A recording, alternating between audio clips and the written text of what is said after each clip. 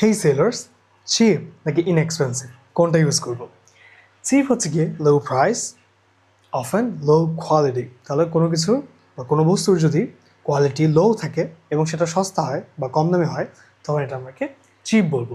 অন্যদিকে ইনএক্সপেন্সিভ হচ্ছে কি লো প্রাইস, দুইটাই সেম, চিপ এবং হচ্ছে কি ইনএক্সপেন্সিভ দুইটার ক্ষেত্রে লো প্রাইস, কিন্তু ইনএক্সপেন্সিভের ক্ষেত্রে গুড ভ্যালিউ, তাহলে এটার কোয়ালিটি খারাপ না, এটা ভালো কোয়ালিটি কিন্তু দাম কম।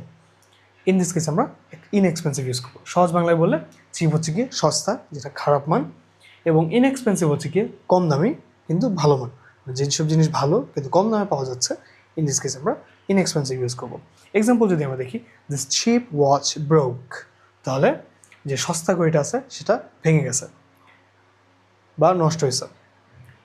This inexpensive watch is great, তাহলে এটা যেই ঘড়ির কথা বলা হচ্ছে সেটা ইনএক্সপেন্সিভ, তাহলে সেটা কোয়ালিটি ভালো কিন্তু কম দামে পাইছে বা কম দামে কেনা হয়েছে এরকম, বা দাম কম।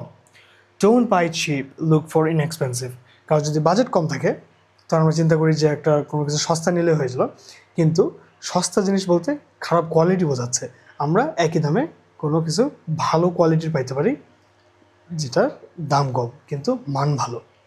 এভাবে আমরা চিপ এবং ইনএক্সপেন্সিভে ব্যবহার করতে পারি। Follow for more.